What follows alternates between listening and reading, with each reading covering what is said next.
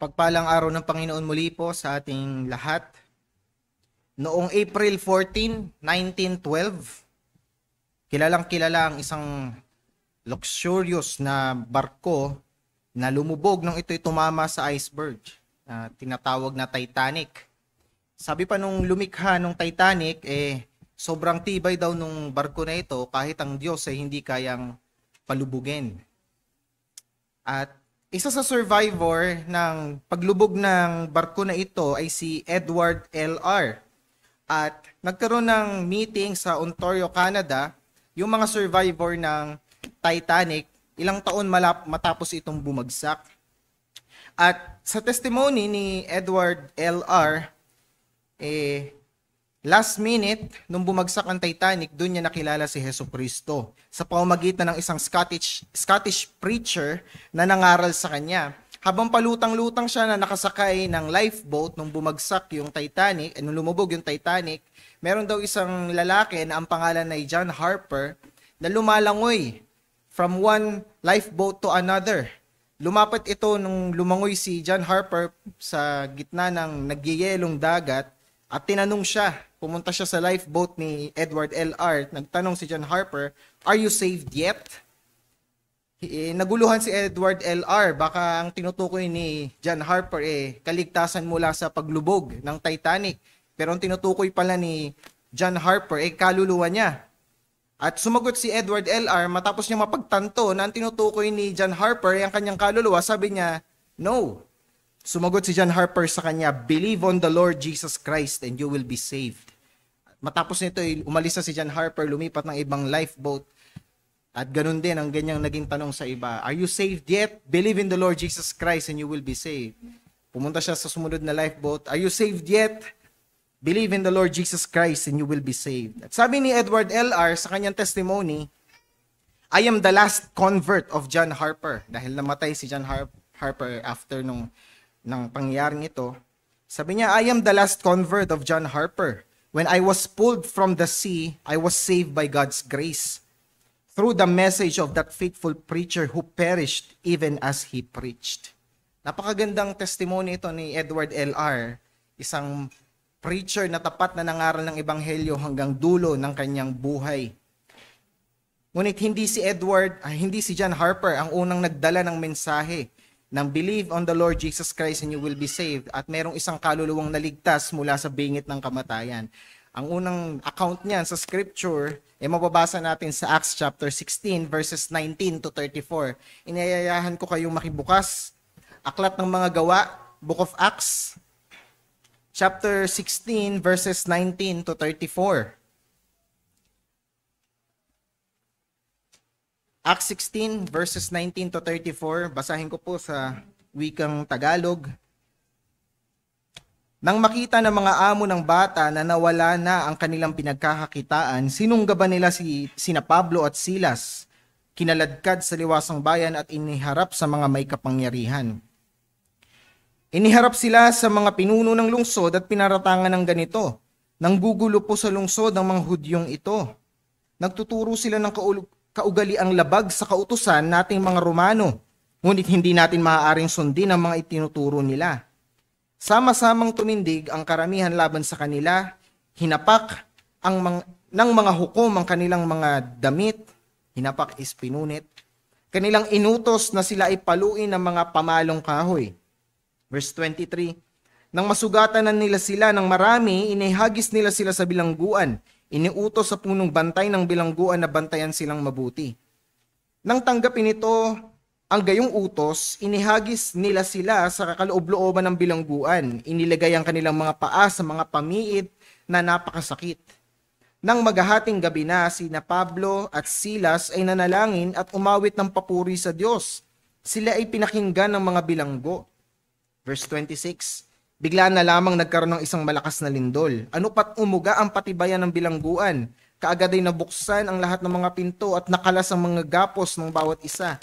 Ang punong bantay ng bilangguan ay nagising sa pagkatulog.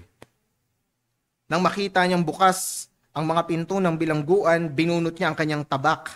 Magpapakamatay na sana siya sa pag-aakalang nakatakas sa mga bilanggo." Verse 28, Ngunit si Pablo ay sumigaw ng malakas na sinabi, "Huwag mong saktan ang iyong sarili, sapagkat narito kaming lahat." Siya ay humingi ng mga ilaw at tumakbo sa loob. Siya ay nanginginig at nagpatira pa sa harapan ni Pablo at Silas. Verse 30, inilabas niya sila at sinabi, "Mga Ginoo, ano ang kailangan kong gawin upang maligtas?" Sagot nila, "Sumampalataya ka sa Panginoong Hesus at maliligtas ka, ikaw at ang iyong sambahayan." Sinalita nila sa kanya ang salita ng Panginoon at gayon din sa lahat ng kanyang bahay. Verse 33, sila ay kinuha niya sa oras ding iyon ng gabi, hinugasan ang kanilang mga sugat. Kaagad ay binautismuhan siya at ang buo niyang sambahayan. Last verse, verse 34, dinala niya sila sa kanyang bahay, hinainan niya sila ng pagkain at nagalak din ang buong sambahayan sapagkat sila ay sumampalataya sa Diyos.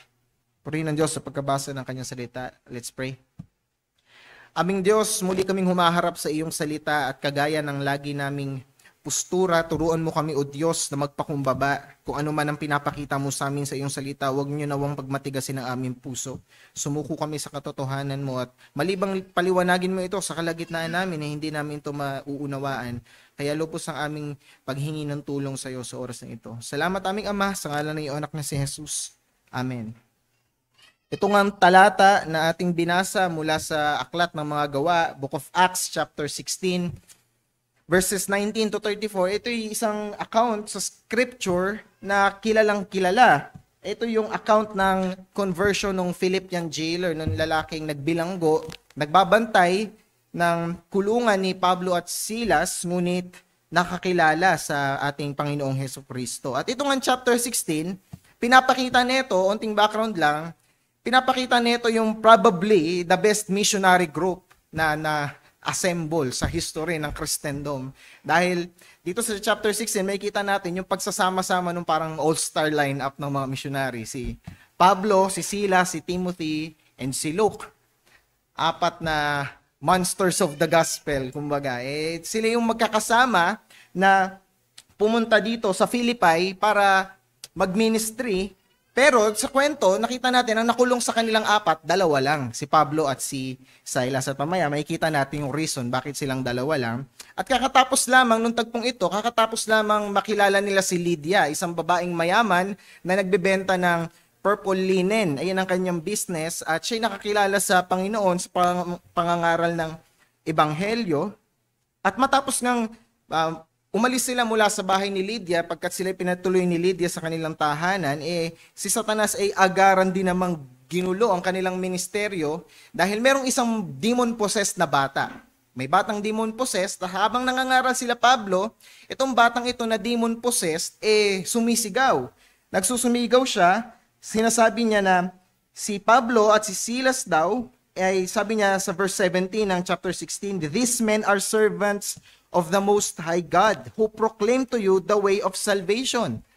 So yun yung sinisigaw ng bata habang nangangaral sila Pablo, nanggugulo siya. Parang ganito, may nagpipreach si Paul, nasa crowd yung bata, sumasabay sa preaching ni Paul, nakikipreach din, sumisigaw. Itong mga lalaking ito, mga lingkod ng kataas-taasang Diyos, na pinoproklaman nila sa inyo ang daan ng kaligtasan. Ito ang tanong ko, mali ba yung sabi ng bata? No. Pero inappropriate, di ba? Habang may nangangaral, sasabayan mo ng sigaw ng ganun. Although, totoo naman na si Pablo at si Silas, si Timoteo at si Lucas ay mga lingkod ng kataas-taasang Diyos at ipinapangaral ang daan ng kaligtasan, hindi angkop ang panggugulo ng batang ito. At hindi lang ito nangyari ng isang beses. Paulit-ulit itong nangyari. Sumusunod yung bata kung saan nag-preach sila Pablo, nanggugulo, siguro sigaw ng sigaw. At makalipas ang ilang araw, napuno na yung salop ni Pablo, kailangan ng kalusin. Hindi na siya makapagtimpi. Nirebuke niya na yung bata sa verse 18. Sinabi niya, "I command you in the name of Jesus Christ to come out of her." Nirebuke niya, hindi pala yung bata, kundi yung bad spirit na nagpo-possess dito sa batang ito. And here's the twist. Itong batang ito, yung sumasapi sa kanyang demonyo, binibigyan siya ng kapangyarihan to predict o to fortune tell. So, itong batang ito, meron siyang, para siyang parte ng sindikato. Meron siyang mga manager na may pag-aari siya ng mga manager na ito at yung business niya, nagfo-fortune telling siya gamit yung espiritu na umaalis sa kanya. Kaso ito ang nangyari, nirebuke ni Pablo yung spiritong umaali dun sa bata.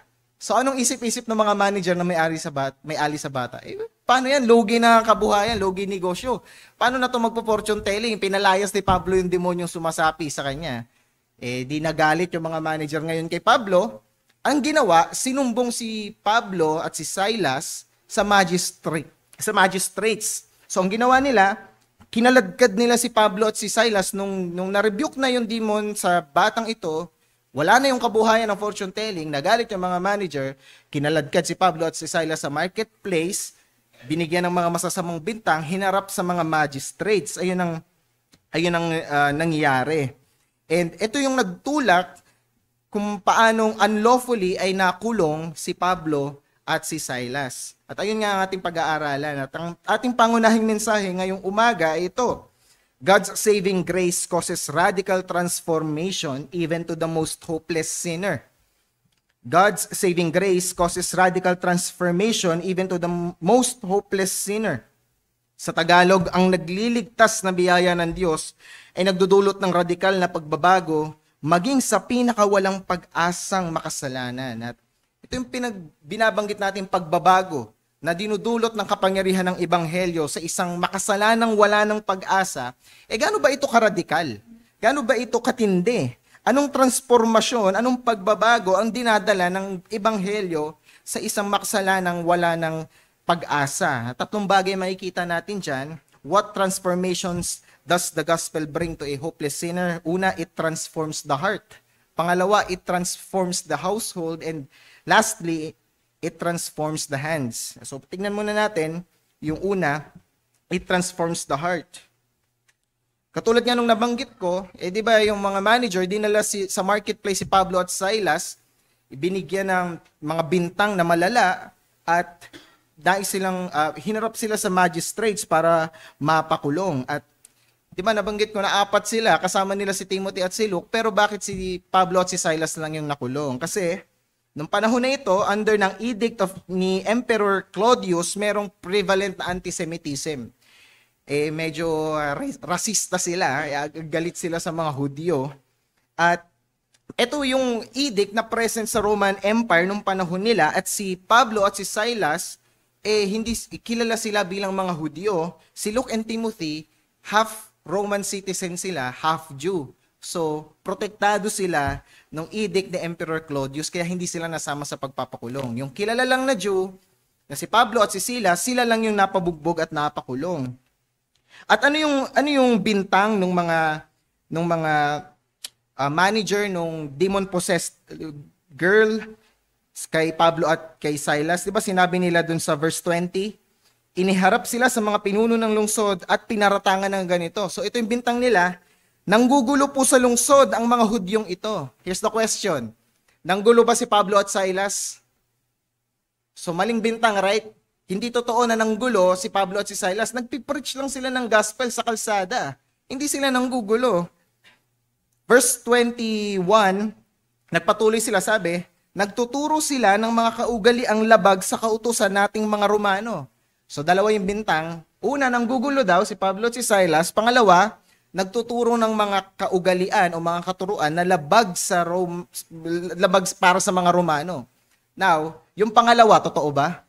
Nagtuturo ba si Pablo at si Silas ng mga kautusan at kaugalian na labag para sa mga Romano? The answer is yes. So, ibig sabihin, kalahating katotohanan lang yung bintang. Half-truth yun. Kasi totoo na ang Kristyanismo ay hindi sanctioned by the Roman government. Naniniwala sila sa maraming Diyos. Pwede kang magkaroon ng Diyos. Gusto mo 1,000, gusto mo 10, bahala ka sa buhay mo. Wag lang Kristyanismo. Ayaw nila ng Kristyanismo dahil banta ito sa Roman government. Pakiramdam ng mga Romano, lalo ni Emperor Claudius nung panahon na ito, pag naging Kristiyano ka, may tendency kang maging aktivista laban sa emperor. At magbunsod ito, pag dumami, mag-aklas kayo. So, hindi nila tinatanggap ang Kristyanismo. So, while it is not true na nanggugulo si Pablo at si Silas, it is true na nagtuturo sila ng isang katuruan o kaugalian na labag para sa mga Romano. Ayun ang kanilang bintang. So, half-truth. At ano yung nangyari? Pinunit ng mga magistrates yung kanilang damit. Parang sign nyo na blasphemous si Paul and si Silas. Yun yung kanilang action. Tapos anong ginawa nila sa verse 22 to 23? Binugbog nila at pinagpapalo ng patpat, wooden rods by the lictors. Itong lictors, ito yung mga Roman police. So ang ginawa ng mga Romanong police o mga Romanong sundalo, pinagpapalo nila ng patpat si Pablo at si Silas. At itong wooden rods na ito, usually para siyang bundle ng, para siyang walis tingting. Pero i-imagine nyo, yung mga walis tingting na yun, mga ganito kakapal yung bawat branch niya. So mga kapal. At usually, meron yung axe head. May nakakabit sa dulo no, na palakol na maliit, na para merong aksyon na kailangang may nanggugulo at kailangang mag-execute ng immediate judgment, hinahampas nila yung wooden rod na may axe head, patay agad yung matamaan. Pero this time, hindi sila nag-execute ng immediate death kay Paul and Silas. So we could assume na wala yung axe head doon sa mga pamalo. Pero nonetheless, pinagpapalo nila si Pablo at si Silas ng wooden rod. At hindi na bago kay Pablo to. Actually, this is his third time. Sinabi niya yan sa 2 Corinthians chapter 11 verse 25. So parang kay Pablo, sanayan lang yan. May ilang beses na siyang binugbog at pinagpapalo. Hindi na siya bago. Siguro si Silas, first time niya to, pero kay Pablo, hindi na ito bago.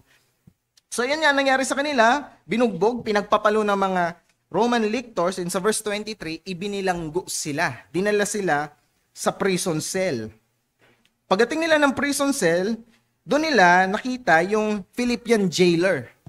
Itong bantay nila sa kulungan. Ito yung na-assign sa kanila para bantayan sila doon sa kulungan at nilagay sila doon sa inner dungeon. At itong mga kulungan sa Philippi ay madumi, mabaho, unsanitary. Hindi ito katulad nung BJMP na naalala ba ninyo yung naging balita dati sa Bureau of Correction, yung kay sa isang senadora na yung mga kubol nung tinignan ng mga pulis mismo sa kulungan may mga kulungan na may aircon. Tapos meron pang concert hall. Meron kahit preso siya nakakapag-concert siya sa loob. So hindi ganoon yung image dito. Yung kulungan dito sa kung saan tinapon si Pablo at si Silas, ito yung kulungan na talagang mabaho, madumi, talagang mabubulo ka doon. At hindi lamang iyon, para lalo pang sumama yung sitwasyon, nilagyan sila ng pamiit or stocks. Alam nyo ba yung itsura ng pamiit? Hindi lang yun basta kadena. Yun yung kahoy na nakasuot yung ulo mo at dalawang kamay. So nakasuot yung dalawang kamay mo at ulo. Tapos may kadena yon na nakakonekta sa dalawang mong paa. Ganun din. Nakalock din yung kamay at paa mo. So basically, pag natumba ka, hindi ka makakatayo agad. At ang design nun, kung bakit ginawa yung mga pamiit na yon, para masira yung mga nerves mo. Siyempre, mangangawit ka, mangangawit yung paa mo. Masisira yung mga nerves mo, and pag tumagal ito ng ilang araw, ikamamatay mo yon. Hindi yun basta parang kadena lang. Nilagay yun para patayin ka dahan-dahan. So, yun yung nilagay kay Pablo at kay Silas. At ngayon, gusto kong pakiramdaman ninyo yung damdamin ni Pablo at ni Silas sa panahon na iyon. Kunwari, kayo si Pablo at si Silas. Anong gagawin ninyo after ninyong mangaral ng ebanghelyo, binugbog kayo, pinagpapalo ng wooden sticks, kinulong, nilagyan pa ng pamiit, ng stocks. Anong gagawin ninyo?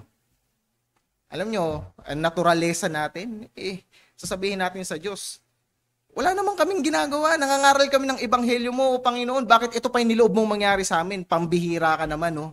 Yan ang naturalesa ng tao. Magrereklamo. Matapos kitang paglingkuran, o Ama, o Yahweh, ito ang ipaparanas mo sa amin. Mabuti pang madloloko na lang kami, magnanakaw na lang kami. Buti pa yung mga hindi mananampalataya, hindi dinadanas ito. Napakadali para kay Pablo at kay Silas na magreklamo sa puntong ito. Pero ano yung mababasa natin? Ano yung naging reaksyon? Ano yung naging response ni Pablo at ni Silas sa napakabigat na kaganapan na ito na nangyari sa kanila? So sabi dito, pagdating ng maghahating gabi na daw, so wala pang midnight, so isipin nyo, no? Umaga, binugbog kayo. Baka gusto mo na lang matulog, magpahinga kasi sakit ng katawan mo Pero hindi ganon. Hindi natulog si Pablo at si Silas basta-basta. Nung magagabi na, ang ginawa nila, umawit sila ng mga himno. Umawit sila ng papuri. Ano makikita natin dito mga kapatid? Kahit sa punto na ang lakas-lakas ng temptasyon na magreklamo, hindi dapat pala ganon ang reaksyon ng isang mananampalataya. Bagkus, yun pa dapat ang magbunsod para sa mas mataas na antas ng pagpupuri. Dapat ang ating pagpupuri hindi nakabase sa bigat ng ating circumstansya, kundi nakaangkla sa hindi nagbabagong karakter ng Diyos. Dahil ang Diyos ay hindi nagbabago, mahirap man, alam ko, madaling sabihin, mahirap gawin, pero ganito dapat mga kapatid, kahit napakabigat ng ating circumstansya, hindi dapat yan ang magdidikta kung paano lalabas ang papuri sa bibig natin. Etong si Pablo, na nasa napakahirap na sitwasyon, nagawa pa rin umawit ng papuri, nanalangin, sinambaan Diyos. Anong sinabi niya sa Ephesians chapter 5 verse 18? Kaparehas na Pablo, na nandun sa kulungan. Anong sinabi ni Pablo? Be filled with the Spirit, then you will speak to yourselves in psalms, hymns, spiritual songs, singing and making melody in your heart to the Lord. So ganito kapuspos ng banal na Espiritu ang puso ni Pablo na bagamat napakahirap, napuno siya ng pag-aawit ng himno, ng mga spiritual songs. Ganon din ang sinabi ni Paul sa Philippians chapter 4. Ba sinabi niya doon, rejoice in the Lord always, I say rejoice. Hindi niya naman sinabing rejoice kung ang circumstances ay favorable sa'yo, pero pag nagkapit-pita na, wag na, kalimutan mo na yung rejoice. No, sabi niya, and again, I say rejoice. Rejoice in the Lord always. And nakakapagtaka sa same chapter ng Philippians chapter 4, kung saan sinabi niyang rejoice in the Lord always, doon niya din sinabi na meron daw siyang patuloy, continual na kabigatan at kalungkutan sa kanyang puso. Same chapter yon mga kapatid. Meron siyang continual sorrow and heaviness of heart, yet meron siyang utos na rejoice in the Lord always, and again I say rejoice. At itong si Pablo na to, siya mismo napakagandang halimbawa nung katotohanang ipinapangaral niya na dapat laging magpunyagi, dapat laging magpasalamat, magalak sa Panginoon dahil napakahirap ng sitwasyon, again, pero hindi yun ang nagdikta ng takbo ng kanyang pagpupuri. Silang dalawa ni Silas. Naniwala sila na itong nangyayaring ito, bagamat napakapait at hirap, bagamat mabigat, ito'y probidensya ng Diyos. Ayan yung pinag-aralan natin kaninang umaga, na ang kamay ng Diyos ay nasa kanila, hindi sila pinabayaan ng Diyos at pinapanood lang na maghirap. Diba yan ang sinabi sa Romans 8:28 na lahat ng bagay ay kinasasangkapanan ng Diyos sa ikabubuti ng kanyang mga tao. Hindi niya yan binibigay sa iyo na trip-trip lang. Parang sadista yung Diyos, tuwan-tuwa siyang naghihirap ka at umiiyak ka sa kanya. No. Lahat ng bagay, hindi man favorable, yan ay niloloob ng Diyos para sa ikabubuti ng kanyang tao. Verse 27, nung ating teksto, anong nangyari? Biglang lumindol. Nung umaawit, nung nanalangin at umaawit si Pablo before midnight, nagkaroon ng matinding lindol. Gaano katindi? Nagbukasan lang naman yung mga gate ng kulungan. Hindi ko alam kung anong itsura ng lock nila, hindi ko alam anong padlock ang gamit nila, pero nagbukasan. Ganon kalakas yung lindol. Nasira yung mga lock ng gate ng kulungan. At ano nangyari nung sa Philippian jailer? Nagising siya nung biglang lumindol at nakita niyang nagbukasan yung mga kulungan. At alam nyo ba, sa kultura nila, pag isa kang jailer, bantay ka ng kulungan, pag nakawala yung binabantayan mo, yung krimen niya ipapasa sa'yo. Kunwari, ang binabantayan ko, ito, 10 counts of murder. Bigla akong nakatulog, pagigising ko, wala na yung binabantayan ko, nakatakas.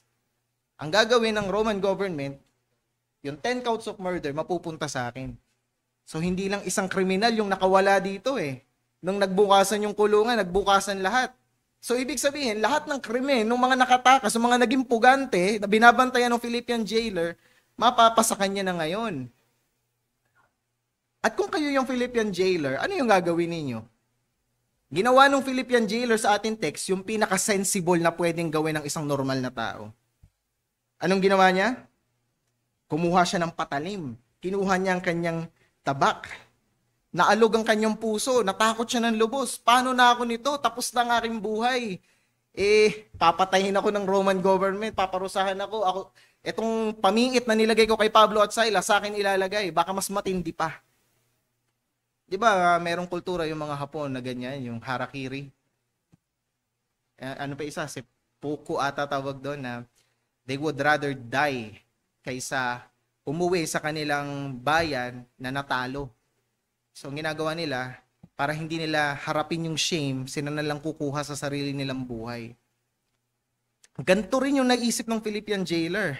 Nung nakita niya na nakawala yung mga nakakulong sa kulungan, kinuha niya yung tabak niya. So, mamili lang siguro siya, papatayin ako ng Roman government o patayin ko na lang sarili ko. Ito mas convenient, mas hindi kahiya-hiya. Papatayin ko na lang yung sarili ko. Kinuha niya yung kanyang tabak at akma niya ng papatayin ang kanyang sarili. Na-contemplate niya na talaga at dumating na siya sa desisyon na papatayin niya na yung sarili niya dahil hindi niya kayang i-bear yung shame of this incident. Pero anong nangyari sa verse 28? Nung nakita ni Pablo from afar, napapatayin niya na yung sarili niya. Hindi ko alam kung sa tiyan niya ba sasaksakin yung sarili niya, sa liig, didecapitate niya ba sarili niya. Pasensya na akong grotesque, pero ayun yung nasa narrative eh. Papatayin niya yung sarili niya eh. Sumigaw si Pablo. Sa verse 28, sinabi ni Pablo, "Huwag mong saktan ang iyong sarili, sapagkat naririto kaming lahat." So I don't know anong ibig sabihin talaga ni Paul exactly. Siguro walang nakalaya. Siguro tinutukoy niyang kaming lahat, silang dalawa lang ni Silas. Pero what's clear sa ating teksto, sinabi ni Paul na huwag niya daw ituloy yung kanyang suicide. Huwag kang magpapatiwakal. Huwag mong gagawin yan. Verse 29, siya ay humingi ng ilaw at tumakbo sa loob. So kumuha siya ng ilawan, siguro ng torch, tumakbo siya papunta kay Pablo at Silas, nanginginig at nagpatira pa after sumigaw ni Paul na don't harm yourself. Lumuhod siya sa paanan ni Pablo, at siya'y nagtanong ng napakahalagang tanong pagdating natin ng verse 30.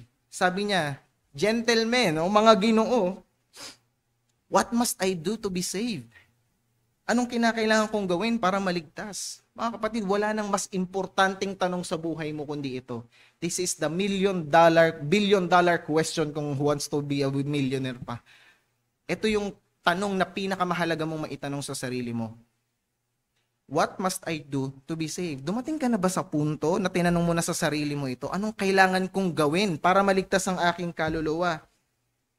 Nakita ninyo itong kaninang Philippian jailer na nonchalant, siguro habang umaawit si Pablo at si Silas sa kulungan, siguro siya nakakuya-kuy lang, pasipol-sipol, nagpapahinga habang binabantayan sila Pablo at Silas. Pero ngayon, nabagabag na yung kanyang puso. Hindi na siya mapakali, trembling, nanginginig, nagpatira pa. Mga Ginoo, anong kailangan kong gawin para maligtas? Comment ni Pastor John MacArthur, sabi niya, all he needed was the blast to throw open his consciousness, and the earthquake supplied that. And then the guy came in, he knew that he was a lost man, and he knew that he heard no answer, and he knew that life was meaningless, and he knew that he was a sinner, and he knew everything, and it all came to one great big head, and he fell before Paul and Silas. At the shout of Paul, "Huwag mong saktan ang iyong sarili," nagising ang puso niya na dati wala namang pakialam. Nanonood nga lang, baka nga hindi pa nanonood kay Paulo at kay Silas na umaawit. Pero ngayon, nabagabag na yung puso niya. At tinanong niyang napakahalagang tanong, what must I do to be saved? Hindi siya ang unang tao na nagtanong nito sa New Testament. Mayroong unang nagtanong ng what must I do to be saved? Diba? Mayroong unang nagtanong niya, sabi, "Good teacher, what must I do to be saved?" Sino? Matthew 19, di ba? Si rich young ruler, tinanong yan. Anong sinagot ni Christ sa kanya? 10 commandments. Gawin mo to. Ang sagot ng rich young ruler, di ko na kailangan gawin po yan kasi bata pa lang ako, na-practice ko na yan eh. Sabi ni Jesus, okay. One thing na lang kulang sa'yo. Benta mo lahat ng meron ka, sumunod ka sa akin. Yun bang sinagot ni Paul, katulad ng sinagot ni Christ sa Philippian jailer? Nung nagtanong yung Philippian jailer, what must I do to be saved? Ang sinagot ni Paul, hindi 10 commandments. Hindi niya sinabi sa Philippian jailer, benta mo lahat ng meron ka, tapos sumunod ka kay Kristo. Ang sabi niya, believe in the Lord Jesus Christ, and you will be saved, You and your household. Hindi lang daw siya, pati ang kanyang buong sambahayan. Ayan ang sinagot ni Pablo. Ngayon, anong ibig sabihin ni Pablo? Anong ibig sabihin ni Paul nung sinabi niya sa Philippian jailer na, believe in the Lord Jesus Christ and you will be saved, you and your household. Ang ibig sabihin nito, kapatid, kailangan mong maniwala sa lahat ng patutuo ni Kristo sa kanyang sarili. One must believe Jesus in whom He claimed to be and believe in what He did. Yan ang ibig sabihin ng believe in the Lord Jesus Christ and you will be saved. Anong sinabi ni Apostle John sa John 20 verse 31? Sinabi doon, "These are written that you might believe that Jesus is the Christ, the Son of God, and that believing you might have life through His name." So sinabi ni Apostle John na sinulat daw ang mga gawa ni Kristo para manampalataya tayo sa Kanya at sa pananampalataya sa Kanya ay makasumpong tayo ng kaligtasan sa pangalan Niya. Yan ang ibig sabihin ng pananampalataya kay Jesus, paniniwala kay Jesus. At ang believing in the Lord Jesus Christ, pagsampalataya kay Jesus, major theme ito ng Book of Acts. Chapter 2 pa lang, 4, 8, 11, 15, hanggang dulo, paulit-ulit, believe in the Lord Jesus Christ and you will be saved. Major theme ito ng Book of Acts. At hindi lang ito basta paniniwala kay Kristo kung paano niya pinatotohanan ng kanyang sarili, pagsampalataya din ito sa testimony ni Christ sa kanyang sarili. Katulad ng sinabi niya ni Paul sa 1 Corinthians 15 verse 1 to 3, na si Kristo ay Diyos na nagkatawang tao. Tinupad ang lahat ng batas ng Diyos perfectly, without one mistake. Umakyat sa krus ng Kalbaryo, ininom ang kopa ng galit ng Diyos Ama, nagawad sana sa mga makasalanan. Namatay sa pwesto ng mga makasalanan. At siya'y nilibing sa ilalim ng galit ng Diyos dahil sinalo niya ito. Pero hindi pwedeng maghari sa kanyang kasalanan at kamatayan. Kahit kailan may hindi maghahari anumang kapangyarihan laban sa kanya. Kaya makalipas ng 3 araw siya'y nabuhay muli. At sa kanyang pagkabuhay muli, napatunayan na satisfy niya ang galit ng Diyos Ama. At ang pangako ni Jesus, sino mang manampalataya sa kanya, ilalapat sa taong iyon ang kanyang mga ginawa. Siya'y maliligtas, hindi na maghahari sa kanyang kamatayan at kapangyarihan ng kamatayan at kasalanan. Sino mang manampalataya sa natapos niyang gawa, siya'y umakyat sa langit sa trono ng kanyang Ama sa kanan at pinangako niyang balang araw ibabalik siya para kunin ang kanyang mga tao and to dwell with His people forever.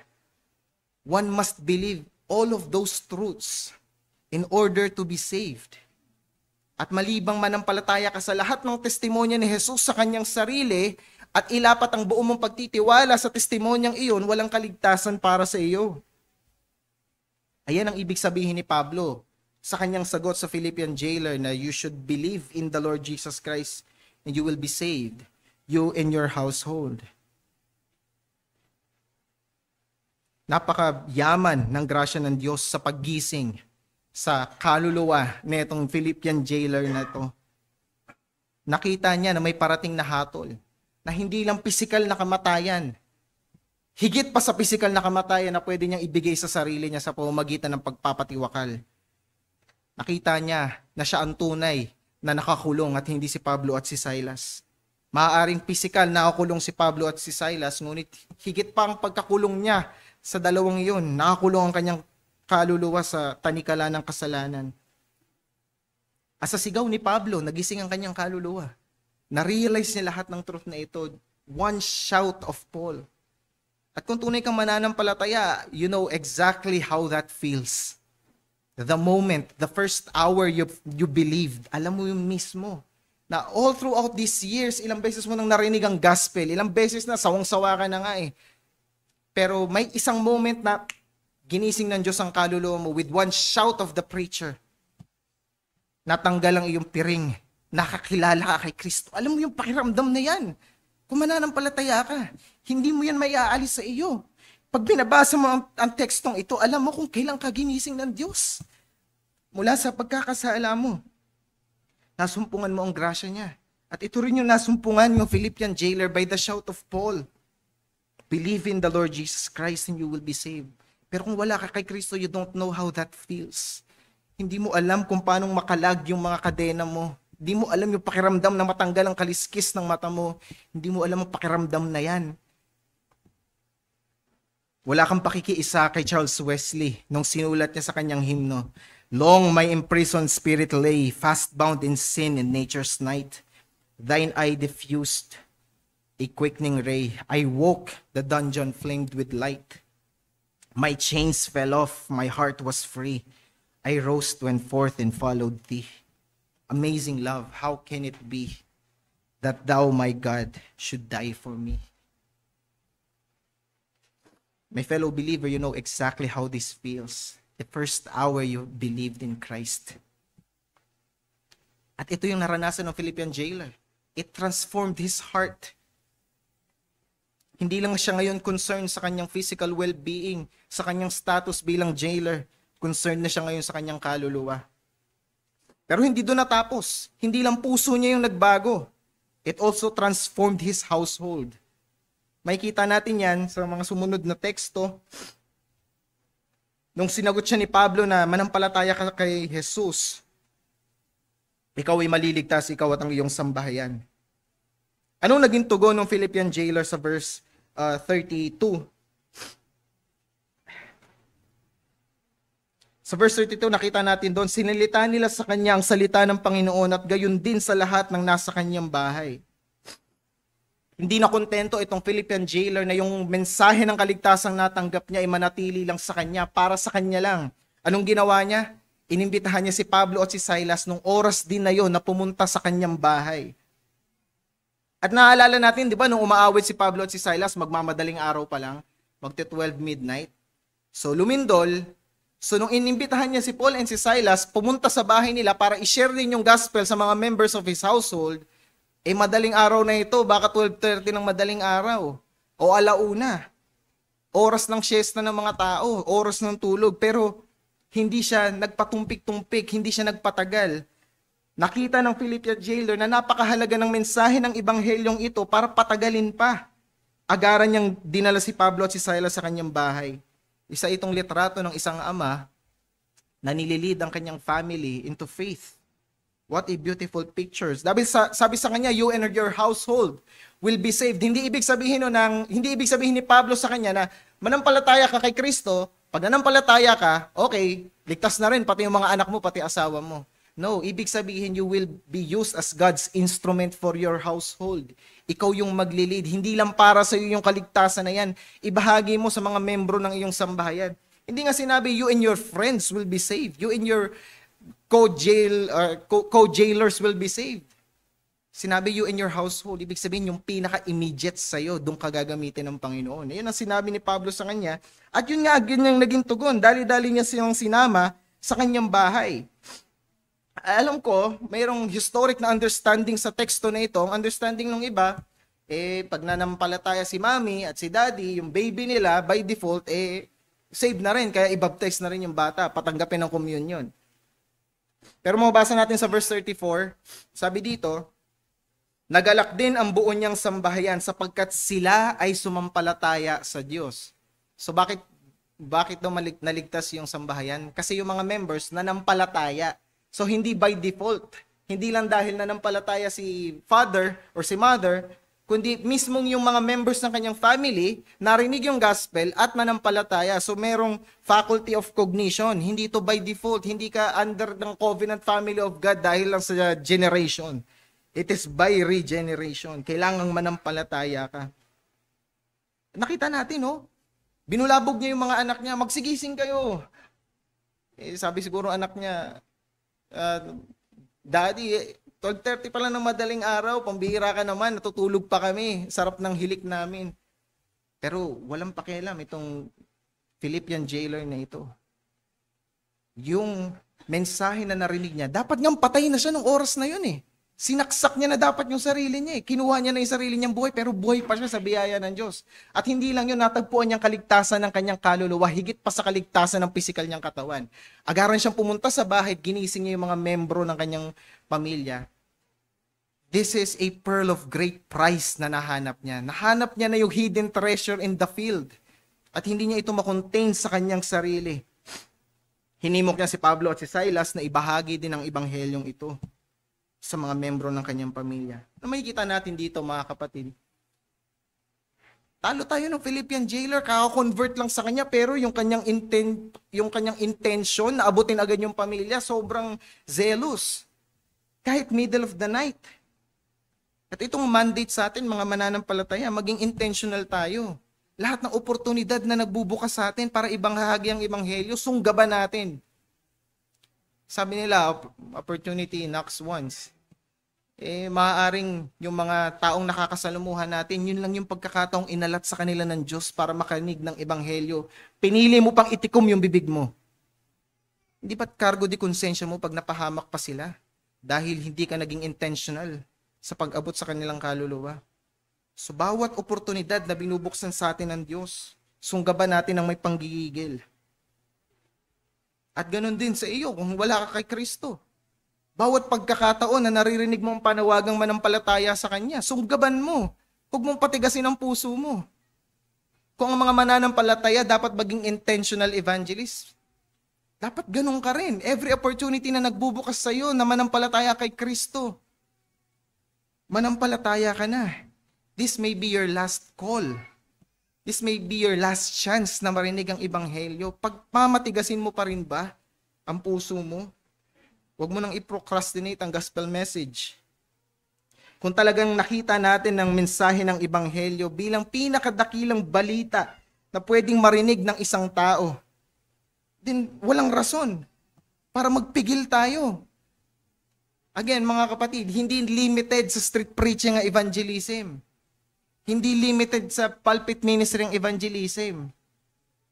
Pwede tayong maging evangelist kahit sa mga maliliit na conversations lang natin. Hindi kinakailangan dumalo ka ng street preaching o kailangan maging preacher ka o dapat may online ministry ka para maging legit evangelist ka. No. Hindi yan ang panawagan sa atin, mga mananampalataya. Nakita niyo yung blessing sa Philippian jailer? Sa kanyang pagiging intentional, zealous sa mensahe na narinig niya? Buong pamilya niya naligtas.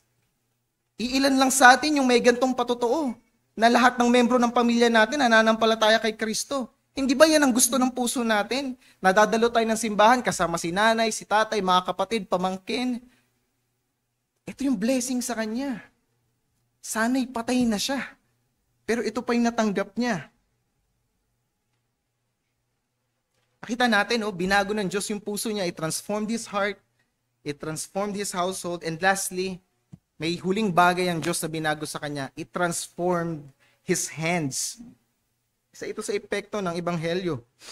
Binabago nito ang kamay. Hindi lang ang puso, tahanan. Intensyon ng mananampalataya, binabago din nito ang kanyang kamay. Verse 33, mababasa natin, sila ay kinuha niya sa oras ding iyon ng gabi. At pagdating dun sa bahay, anong ginawa ni Philippian jailer? Diba, sugatan sila Paul and si Silas dahil sa bugbog. Sabi, hinugasan ng kanilang mga sugat. Kaagad ay binautismuhan siya at ang buo niyang sambahayan. So nilinis niya. Ginamit niya yung kamay niya mismo. Hindi niya pinalinis sa ibang members ng kanyang household. Siyang Philippian jailer na nagbabantay dun sa dalawang sugatan na si Paul and Silas, siya mismo yung humugas ng kanilang mga sugat. So unang nang makikita natin na binautismuhan yung kanyang buong pamilya. Hindi lang binautismuhan by default, again, dahil nanampalataya siya, sabi dun sa verse 34, nanampalataya yung buong household niya. And napaka-presumptuous sa atin, i-assume na may baby dun sa household, binautismuhan yung baby. Walang mention ng baby. Sinabi, binautismuhan yung mga nanampalataya. And obviously, babies cannot repent of their sins. So, makikita natin dito, ang binautismuhan, yung mga nanampalatayang membro niya. Yung mga nakakaunawa na ng ebanghelyo. Alam nyo ba na, personal testimony, 5 beses po akong binautismuhan. I was baptized 5 times dahil galing ako sa charismatic Pentecostal movement. And baptism doesn't really mean anything sa kanila. And yung 5th time kong binaptize, July 1, 2021, doon sa Salitran. Ayun, doon ko lang naunawaan what it means to be baptized. It is a public declaration of life and death in Christ, that I no longer live, but Christ lives in me. At sa Pinas, kahit ulit-ulitin mo ang bautismo, walang problema. Gusto mo, mag-10 bautismo ka eh. Diba? baptized all you want. Pero sa panahon nila, pag nagpabautismo ka, deklarasyon na ito na nabubuhay at mamamatay ka para kay Kristo. Para itong death sentence mo, para sa sarili mo. Di ba kanina papatayin niya na yung sarili niya? Pero by baptism, parang deklarasyon na rin na ready na siyang mamatay. Public declaration sa Roman government. Pag may nakaalam o may nakakita man lang na binautismuhan siya, papatayin siya. Isa siyang Romano na sundalo na nagpabautismo sa relihiyon ng mga Hudyo. Foolishness. At hindi lang siya, pati yung buong pamilya niya, pati mga anak niya, asawa niya. So ano makikita natin, no? Ready siyang i-throw away anything for the sake of Christ. Even yung life niya and kanyang family, yung reputation niya. Wala na siyang care. This is much more valuable than his very family. Walang pakialam itong Philippian jailer. He embraced the gospel with all his heart. Hindi lang siya, kundi pati ang kanyang buong pamilya. At anong makikita natin doon? Hinugasan niya yung mga sugat. At hindi lang yon, naghanda pa siya ng pagkain. Di ba sa verse 34, hinainan niya sila ng pagkain. Sinabing hindi niya inutusan yung household niya na hainan ng pagkain. Ha? Sabi siya daw yung naghain. At nagalak din ang buo niyang sambahayan. So actively, hinugasan niya yung sugat, hinainan niya pa ng pagkain. Of course, nung una, very empathetic siya kay Pablo at kay Silas. Di ba? Tagabantay lang naman siya. Ang pakialam niya sa dalawang yan. Just another prisoners. Everyday may prisoner dito, may namamatay. Usual. Pero ngayon, hindi. He's very engaged. Hands-on siya kay Pablo at kay Silas. Yung mga kamay, maaaring yung kamay niya mismo, yung nagpadlock dun sa kulungan ni Pablo at ni Silas. Maaring nakibugbog din siya kay Pablo at kay Silas nung binubugbog sila sa marketplace. Maaring nakipalo din siya ng wooden sticks and wooden rods. Maaring nakisipa siya. Maaring siya yung naglock ng mga pamiit, ng mga tanikala ni Pablo at ni Silas. At yung kamay niya nasasaksak sana sa sarili niya. Anong nangyari? Minuto lang, hours lang. Anong ginawa niya sa kamay niya? Naghahain na ngayon ng pagkain kay Pablo at kay Silas at humuhugas na sa mga sugat ni Pablo at ni Silas. What a transformation. It transformed his hands. Ano makikita natin dito, mga kapatid? Isa itong sukatan. Kung talagang binago ng Diyos ang puso mo, kung paano gumagana ngayon ang kamay mo. Malapit lang ang kamay nating mga tao sa ating puso, hindi siya nakahiwalay. Ang patunay na binago ng Diyos yan, nakikita sa kamay. Paano gumagana ang kamay mo sa iglesia ng Panginoon? Paano gumagana ang kamay mo sa mga kapatiran mo? Nakita nyo, kanina pinopersecute niya si Pablo at si Silas, pero this time, nag-aabot na siya ng care. Ginagamit niya na yung hands niya for charity, for care sa kanyang brothers. Ayan ang isang sukatan. Sa isang mananampalataya, kung tunay na binago ng Diyos ang puso mo, paano mo pakitunguhan ang iyong mga brothers and sisters? Huwag mong sabihin sa akin binago ng Diyos ang puso mo tapos indifferent ka sa mga kapatid. Punong-puno ka ng puot, ng bitterness and grudge. Litmus test ito. Hindi nakikita sa mata yung pagbabago ng puso. Wala tayo noon. Diyos lang ang nakakakita noon. Pero meron tayong barometer, kamay. We can see it sa kamay ng ating kapatiran. Ano sinabi ni Apostle John sa 1 John chapter 2 verse 9 to 11? 1 John chapter 2 verse 9 to 11. Anyone who claims to be in the light but hates a brother or sister is still in the darkness. Anyone who loves their brother and sister lives in the light. And there is nothing in them to make them stumble. But anyone who hates a brother or sister is in the darkness and walks around in the darkness. They do not know what they are going, because the darkness has blinded them. Sasabihin mo na mahal mo ang Diyos na hindi mo nakikita, pero you're very cold sa kapatiran mong nakikita ng dalawang kamay mo at nahahawakan ng nakikita ng dalawang mata mo at nahahawakan ng dalawang mong kamay. It doesn't follow. It doesn't make sense. Narinig ko sa isang preacher, sabi niya, what if sa gathering natin ngayon, biglang pumasok si Jesucristo mismo in bodily form? Biglang pumasok si Kristo, mag-break in sa ating gathering at sabihin niyang gutom na gutom siya at ni singkong duling wala siya sa kanyang bulsa.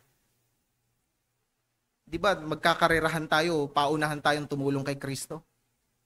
Baka magbrasuhan pa tayo. Mauna lang sa pagtulong kay Kristo. Pero kung kapatiran natin, yung pupunta sa kalagitnaan natin at sabihin niya yung parehong salita ni Kristo na siya'y nagugutom at wala siyang singkong butas sa kanyang bulsa, baka maghintayan pa tayo sino unang tutulong. Tignan natin sinong mauuna manamagabot ng tulong. Palpak ang ganyang puso. Ano sinabi ni Jesucristo kay Pablo? Pablo, bakit mo ako inuusig? Why are you persecuting me? Hindi naman pinersecute ni Pablo si Jesucristo mismo. Ang pinopersecute ni Pablo, yung mga tagasunod ni Kristo. Pero nakita natin, Christ identifies himself with his people. Now you're going to tell me that you love Christ, but you don't have love for your brethren. We show our love to Christ by loving our brothers, by extending our hands. Diba? It is said na yung fist daw natin kasing laki lang ng puso natin. We can extend our hearts by opening our hands for our brothers and sisters. We can enlarge our hearts by reaching out to our brothers in need. Yan ang litmus test. Sukatan kung tunay na binago ng Diyos ang puso natin. Ano tayo tumutugon sa mga kapatid natin? Ganito kamakapangyarihan ng Ebanghelyo. Binabago niya ang totality of man, even the hands. Kaya paano natin ito may lalapat sa ating mga puso? Yung kapangyarihan ng Ebanghelyo is so powerful that even cults can't replicate it. Hindi ito kayang pekein at gayahin ng mga kulto, itong pagbabago na kayang dalhin ng Ebanghelyo sa ating mga puso. Imagine, the hardest of conditions is still nakapagbulalas ng papuri ang mga mananampalataya. Kaya mensahe niya sa atin, huwag tayong mawawalan ng puso, mga kapatid. Kahit persecution pa, kahit anong hardship. Pinag-aralan natin kaninang umaga, providensya ng Panginoon. Mga kapatid, walang dark providence. Lahat ng providensya ng Diyos sa ikabubuti ng tao niya, lahat light providence. Merong heavy, may mabigat pero walang madilim, walang pangit, walang masamang providensya ng Diyos. Lahat ng providensya ng Diyos is for the good of His people. May mabigat. Merong madilim para sa senses natin pero hindi para sa Diyos. It may be heavy, but each opportunity na mabigatan ng ating puso is also an opportunity to raise our voices to God. Lalo pa nawa nitong pag-igtingin ng ating pagsigaw ng papuri sa Diyos. Diba tayo mga Calvinist, napakagaling natin dito eh. Diba? Pag may nagtanong sa ating mga friends natin, what's the sovereignty of God? Ano ba yung providence ng God? Ano ba yung decree? Chapter 3, 1689 London Baptist Confession of Faith, Chapter 5. Sabi ni R.C. Sproul ganito, sabi ni John Calvin ganyan. Napakagaling ng utak nating i-recall kung paanong ang Diyos ang may control sa lahat ng bagay. Pero pag nandyan na yung circumstansya sa atin, di ba parang ganun lang nating i-flash lahat ng sovereignty na alam natin, lahat ng verses na alam natin, nilulunok na lang natin na parang wala tayong natutunan. Yan ang mistake nating mga Reformed. Nawa, hindi ganyan maging puso natin. Panghawakan natin yung pangako ng Diyos. Makita natin yung kamay niya na nasa lahat ng bagay, gano'n man kabigat. Sabi ni Charles Haddon Spurgeon, everything that makes us pray is a blessing. Lahat ng nagtutulak sa iyo na manalangin, lahat yan pagpapala, masakit man at mapait. Everything that makes us pray is a blessing. Kaya nung umaga, yung opening hymn natin, di ba? This is my Father's world. Yung last line no, napakaganda. Sabi doon, di ba? Sabi doon, this is my Father's world. Oh, let me never forget that though the wrong seems oft so strong, God is the ruler yet. Meron yung line na hindi natin kinakanta eh. Pero part siya nung pagkasulat ng tula. This is my Father's world. Why should my heart be sad? The Lord is King, let the heavens ring. God reigns, let earth be glad. Nawa hindi natin kalimutan yan kahit hindi na natin yung kinakanta na parte ng himno. Sa pamikita natin dito, panggigilan nating makuha lahat ng oportunidad na ipangaral ang Ebanghelyo. social media man ito, personal na usap, anything. Maaaring ikaw na yung gagamitin ng Diyos na huling panawagan ng pagsisisi sa mga tao. Sunggaban mo. Make use of it. And lastly, nawa ipamuhay natin ang ating mga buhay bilang mga mananampalataya, bilang display ng gospel message na natanggap natin. Sa paanong paraan? By showing love to our brethren.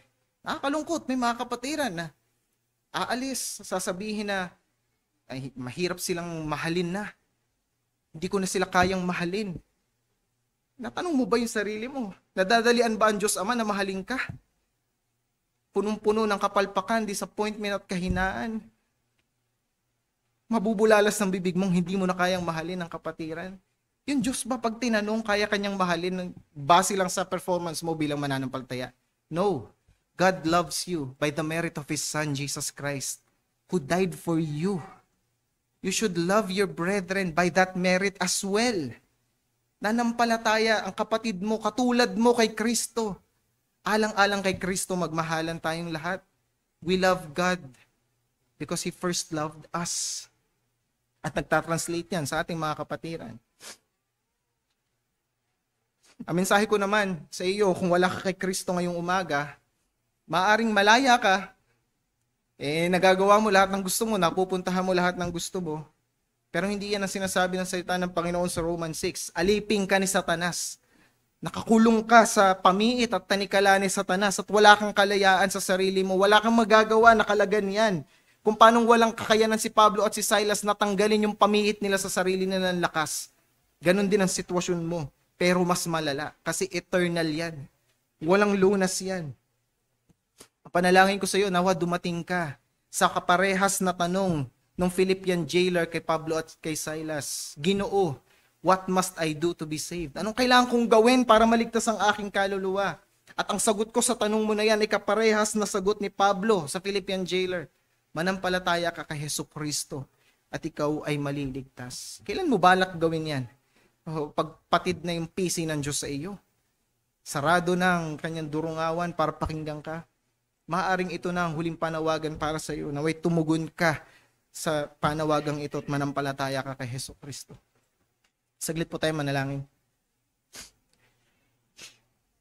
Ama naming Diyos, salamat sa makapangyarihang ebanghelyo mo na hindi kayang i-replicate ng mundong ito. Kaya mong baguhin ang totalidad ng mga taong makasalanan na walang pakit naghihimagsik sa iyo. Kayang-kaya mo itong baguhin bilang mga lingkod mo na punong-puno ng pagmamahal sa iyo at sa isa't isa. Salamat aming Diyos at nawa patuloy itong magbunga sa aming mga puso bilang iglesia. Sa iyong kapurihan sa ngalan ng iyong anak na si Jesus. Amen.